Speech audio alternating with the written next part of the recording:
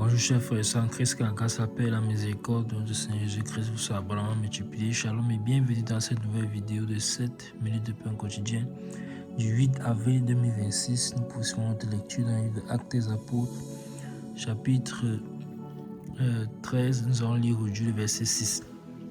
Nous avons vu dans la vidéo précédente que les apôtres Saul et Barnabas sont finalement arrivés à Chypre et ils avaient avec eux Jean qui les servait d'aide, qui les aidait, et ils annonçaient la parole de Dieu. Ils ont commencé par entrer dans une synagogue juive. C'est ce que nous avions lu dans le verset précédent, au verset 5. Et nous avions vu même dans la vidéo précédente que d'avant celle-là, que c'est le Saint-Esprit qui les avait envoyés là-bas, qui les a dépêchés afin d'aller annoncer l'évangile, car le Seigneur les a appelés à une autre œuvre. Il les a mis ensemble, il les a envoyés à deux, comme le Seigneur lui-même avait l'habitude de le faire en envoyant les disciples deux par deux. Et donc, les voici donc qui se sont déplacés sur l'île de Chypre. Et le Saint-Esprit va certainement donner d'autres enseignements sur ce nouveau pan qu'il est en train d'ouvrir, ce nouveau pan de la vie des apôtres, de la marche des apôtres avec le Seigneur. Et nous aurons certainement des leçons que nous aurons à tirer. Le verset 6 d'aujourd'hui dit ceci. Ayant ensuite traversé toute l'île jusqu'à Paphos, il trouvait un certain magicien, faux prophète juif, nommé Bar-Jésus. Amen. Donc ce verset, ils sont arrivés à Chypre et ça commence déjà avec des challenges. Je relis le verset. Ayant ensuite traversé toute l'île jusqu'à Paphos, il trouvait un certain magicien, faux prophète juif, nommé Bar-Jésus. Amen. Donc, les voici dans à deux, et heureusement qu'ils sont à deux, parce que c'est cela qui permet de ne pas se sentir seul face à cette situation, de se concerter, de prier, et puis aussi d'apprendre. Souvenez-vous que Jean également, là, il apprend. Donc, ils arrivent, ils traversent toute l'île, cette île-là de Chypre, et ils arrivent où? À Paphos, qui se situait à l'autre bout de l'extrémité occidentale de l'île. Et quand ils arrivent là-bas, ils trouvent un magicien, un certain magicien. Donc quelqu'un qui pratiquait de la magie. Et cela nous rappelle déjà une fois de plus ce que nous avions lu dans le chapitre 8, où on avions vu c'est Simon qui était également magicien. Voici un autre magicien. Donc vous voyez que la magie, c'est quelque chose qui était pratiqué. Ce sont des choses qui ne datent pas d'aujourd'hui. Des choses qui ne datent pas d'aujourd'hui. Et en plus, il se faisait passer pour un prophète.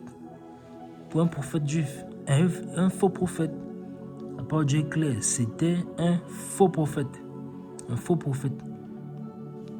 Donc, s'il se faisait passer pour un faux prophète, ça signifie qu'il y avait des personnes qui l'écoutaient et qui le considéraient comme vrai prophète. Or, c'était un faux prophète. Donc, nous devons faire extrêmement attention. Surtout dans cette génération dans laquelle nous vivons, où tout ce qui est domaine prophétique est tellement mis en avant. Les hommes n'aiment plus véritablement la parole du Seigneur, mais sont portés absolument vers les prophéties pour qu'on leur dise les bonnes paroles. Et la parole de Dieu avait déjà déclaré ces choses, que dans les derniers temps, les hommes se donneront une foule de docteurs qui leur diront des choses qu'ils voudraient entendre. Donc mes bien-aimés, faisons attention. Notre amour doit être porté premièrement d'abord dans la parole. Avec ces derniers temps, il y a tellement de séduction dehors, avec les miracles, les prodiges. Le Seigneur a dit que ce n'est pas les miracles et les prodiges. Certains vont venir dire, n'avons-nous pas fait ceci en ton nom, n'avons-nous pas chassé des démons en ton nom, n'avons-nous pas guéri un mal en ton nom, mais il va leur dire qu'il ne les connaît pas. Donc, voilà pourquoi dans ce temps de la fin, il faut absolument avoir le discernement. Je prie que le Seigneur nous donne le discernement. Parce que ce n'est pas parce qu'un homme opère les miracles qu'il est forcément du Seigneur. Et donc, il faut absolument avoir le discernement. Et regardez son nom.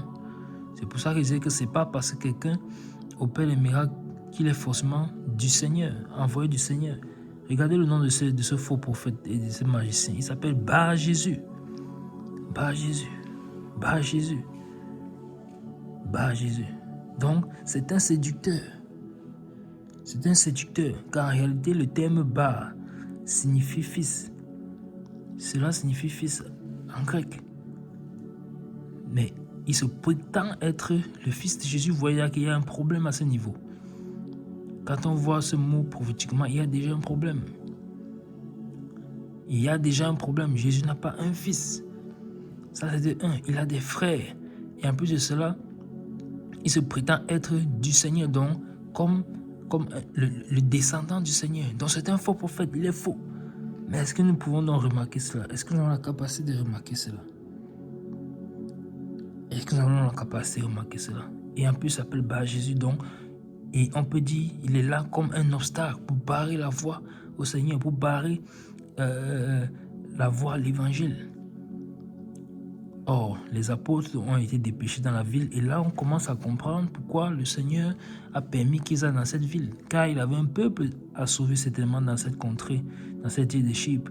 Et il y avait ce magicien-là qui opérait dans la ville, qui certainement amenait des ténèbres dans cette ville qui a péché, que les hommes puissent accéder à la lumière. Et le Seigneur a donc dépêché les apôtres. Et cela va nous permettre déjà de voir dans la suite par la grâce de ce qui va advenir de ce faux magicien, de cet homme. Ça commence déjà étant très intéressant. Pour l'instant, nous arrêtons là pour aujourd'hui. C'était tout pour les 16 minutes de Point Continuer ce jour. Que la grâce, la paix et la miséricorde de notre Seigneur Jésus-Christ vous soient abondamment multipliés. Shalom.